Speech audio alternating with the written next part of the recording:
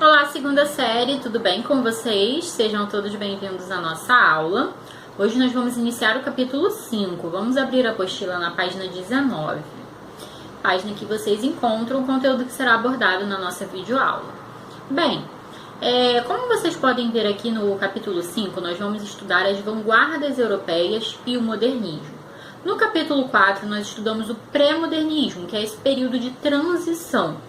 Tá? E aqui no capítulo 5 nós vamos ver quais foram os elementos, quais foram os fatores, as influências que os artistas da época receberam e que culminaram, né, no modernismo, né? O que contribuiu para o modernismo, né, para a redefinição, então, ou para a definição de uma arte moderna, né, nesse período de transição, tá?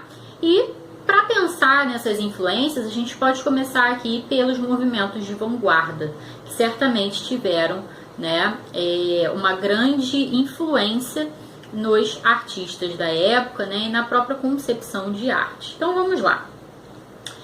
Página 19. No começo do século XX, um conjunto de correntes vindas da Europa. Que correntes são essas, gente? Dadaísmo, expressionismo, futurismo e surrealismo. Começaram a influenciar de forma marcante os artistas brasileiros, que vindos do continente com tais influências e ainda marcados pelo desejo de produzir uma literatura puramente brasileira, formaram as bases para o estabelecimento do modernismo no Brasil. Lembrando que a gente está falando do início do século XX, um mundo ainda sem internet, um mundo que não era globalizado, né, como o mundo de hoje em dia, em que a gente aqui do Brasil consegue ter acesso, receber, né, toda uma influência cultural, né, de outros países aqui, na telinha do computador, do celular ou mesmo pela televisão. A gente está pensando no mundo do século XX, início do século XX. Tá? Então os artistas que iam para fora, iam para a Europa, voltavam com as novas ideias. As 5 principais correntes vanguardistas foram futurismo, cubismo, dadaísmo, expressionismo e surrealismo. Bem, então aqui a gente vai ver um pouquinho do que foi cada uma, né, cada corrente, tá? Começando pelo futurismo, foi o primeiro movimento merecedor da classificação de vanguarda. Gente, lembrando que vanguarda é tudo aquilo que está o quê? À frente, né? Então, os movimentos de vanguarda aqui nesse sentido eram movimentos que estavam à frente do seu tempo, movimentos de renovação.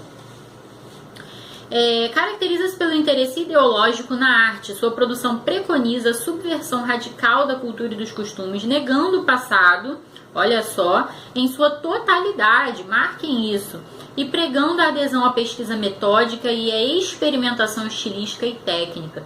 Então a gente tem aqui uma corrente que nega totalmente o passado, né? Por isso que a gente tem o quê? Movimentos aqui de renovação, renovação estética, renovação ideológica, tá? Cubismo. Resultado das experiências de Pablo Picasso e de Georges Braque, esteve inicialmente ligado à pintura e teve por princípio a valorização das formas geométricas. Na literatura, caracteriza-se pela fragmentação da linguagem e a geometrização das palavras dispostas no papel de maneira aleatória a fim de conceber imagens, né? Então a gente tem uma interface aqui entre a arte, né, a arte visual, as artes plásticas, né, a pintura e a literatura, tá? Então a gente tem uma busca realmente para essa geometrização das palavras, né? Tá ligado aqui à estruturação do texto de maneira a compor também imagens, tá? Dadaísmo. Surgido em 1916 durante a Primeira Guerra Mundial, constitui um grito de revolta contra o capitalismo burguês e o mundo em guerra. Por isso os dadaístas são contra as teorias e ordenações lógicas, né? Percebam que o próprio nome, o que significa dadaísmo? Nada, né? Então é justamente esse apelo ao nonsense, ao sem sentido, né? No mundo que estava em guerra. Qual é o sentido da guerra, né? Então a gente tem toda, por trás de um movimento que parece ser sem sentido, a gente tem toda uma ideologia ali por trás, né? Uma ideologia contestatória, né, gente? Nada faz sentido. O que faz sentido num mundo em guerra, né? Qual é o sentido de tanta morte, de tanta guerra, de tanto conflito, né? Então, a gente tem todo esse movimento contestatório aqui por trás, né? Por trás de um nome nonsense, por trás de uma tentativa de subversão mesmo da lógica, né? A gente tem toda uma contestação. Expressionismo tem como herança a arte do final do século XIX e valoriza aquilo que chama de expressão, a materialização criativa na tela ou no papel de imagens geradas no mundo interior do artista, né? Então, a grande característica do expressionismo seria justamente, né, a valorização da expressão, nessa materialização criativa de um mundo interior. Então, a gente tem muitas vezes ali formas confusas, difusas, né, mas que revelam aí um movimento subjetivo, né, um movimento de expressão da subjetividade.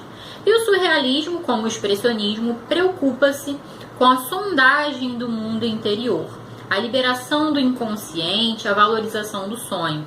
Esse fascínio pelo que transcende a realidade aproxima os surrealistas das ideias do psicanalista Freud, tá?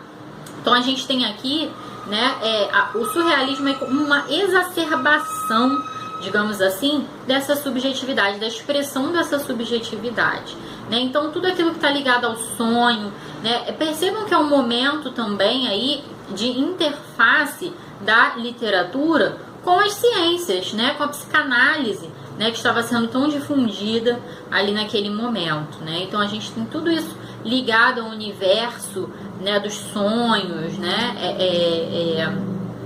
do fascínio, daquilo que transcende, né, a matéria. Então é o que a gente chama de surrealismo. Então esses são os movimentos de vanguarda, né, são os movimentos que vão influenciar os artistas da época, que vão corroborar, né, para a definição de uma nova forma de se fazer, de se pensar a literatura, tá? É um movimento, é um momento aqui realmente de renovação, tá?